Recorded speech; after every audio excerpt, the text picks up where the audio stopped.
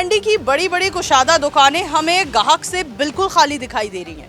हमारे साथ एक मालिक दुकान मौजूद है, आइए कारोबार की सूरत हाल जानते हैं। अस्सलाम वालेकुम। वालेकुम अस्सलाम। सर, अकबरी मंडी में कितना अरसा हो गया है कारोबार करते? माशाल्लाह से काफ़ी टाइम हो गया कारोबार करते हुए। अगर हिस्ट्री देखा जाए तो हम तो यानी कि 140 साल से बैठे हुए यहाँ काम करते हुए। 140 साल से, यानी आपकी पिछली नस्लें भी यही कारोबार कर रही थी और अगली नस्लें, मौजूदा नस्ल भी यही काम कर रही है। क्या कहना चाहेंगे, मौजूदा सूरत हाल कितने मुतासर हो चुके हैं कारोबार के? कारोबार के हालात तो बहुत ज़्यादा मुतासर हो चुके हुए हैं। जे इसी के बीच में पेट्रोल आ गया, आपकी इकोनॉमिकल फैक्टर्स सारे आ गए।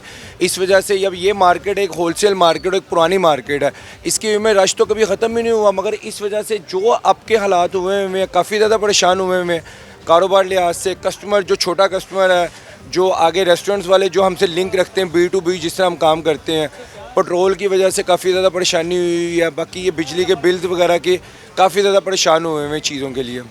एक कारोबारी इंसान का बड़ा तजर्बा होता है, तो सजेशंस देना चाहेंगे हुकूमत को? क्या सजेशन है मौजूदा सूरत हाल के पेश नज़र, क्या बेहतरी कर सकते हैं?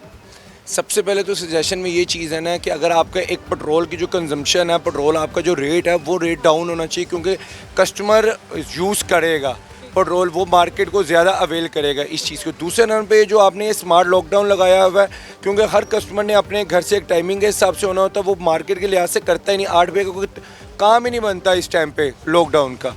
दूसरी चीज़ यानी कि अब कम्युनिकल फैक्टर्स आते हैं, मगर फिर भी आप लोग बीच में इसको बहुत ज़्यादा कंट्रोल करने के लिए है ही कोई नहीं है। ना रेट वगैरह कंट्रोल होते हैं, ना हुकूमत इस चीज़ के ऊपर आती है। आप ठीक है, आप सड़कों वगैरह बाकी चीज़ों पे काम कर रहे हो, आपको जो रियल चीज़ है उसके ऊपर फैक्ट और उसके ऊपर काम ही नहीं हो रहा। सबसे ज़्यादा हुकूमत को चाहिए इस चीज़ के ऊपर काम करें, इस चीज़ के ऊपर देखें, कोई रेट कंट्रोल करें। कोई ज़ाहिर सी बात है, आवाम को सहूलत दें सबसे ज़्यादा। फिर ही मार्केट में आवाम निकलेगी, काम होगा, रश होगा, यही चीज़ सबसे ज़्यादा बनती है। अगर आपने सजेशन दी है तो ये भी बताइए, अगर आलमी सतह पर, आलमी मंडी में तेल की कीमतों में इजाफा हो तो फिर हमारी हुकूमत, क्योंकि अंडर डेवलप्ड कंट्री है, कैसे चीज़ों को मेंटेन करे? अगर आलमी मार्केट में जिस तरह रेट को इंक्रीज़ भी हो रहा है ना, तो उसी तरह रेट डाउन भी होते हैं। अगर रेट इंक्रीज़ हुए तो रेट के साथ ही, अब जिस तरह इन लोगों ने सब्सिडी पहले कम से कम 80 रुपीज़ कर ली, फिर 12 रुपीज़ इन्होंने कर ली। अगर यही सारे सूबों की मिलाकर एक ही जगह सब्सिडी की जाती तो इस चीज़ का बेनिफिट होता है कि पता होता है कि यार ये रेट चल रहे हैं इसलिए। अब जैसे इन्होंने मोटरसाइकिल के लिए निकाल दी कि कम से कम 2000 जितना भी लीटर उनको मिल जाएगा, किसानों के लिए कर दी। कम से कम ये एक चीज़ के ऊपर लेके आएंगे तो ये बात बन सकेगी कि एक सब्सिडी मिलेगी। उसी तरह बिजली के बिल के ऊपर भी है, आपके गैस के बिल के ऊपर भी टैक्स लग रहा है। हर चीज़ के ऊपर आप इंटरेक्ट टैक्सेस पे कर रहे हो आप, और जब आप इंटरेक्ट टैक्सेस पे करने के बावजूद आपकी बिजली की शॉर्ट भी हुआ है। आप खुद देख रहे हो, लास्ट वीक से लेकर आपके कम से कम कितनी देर बिजली ऑफ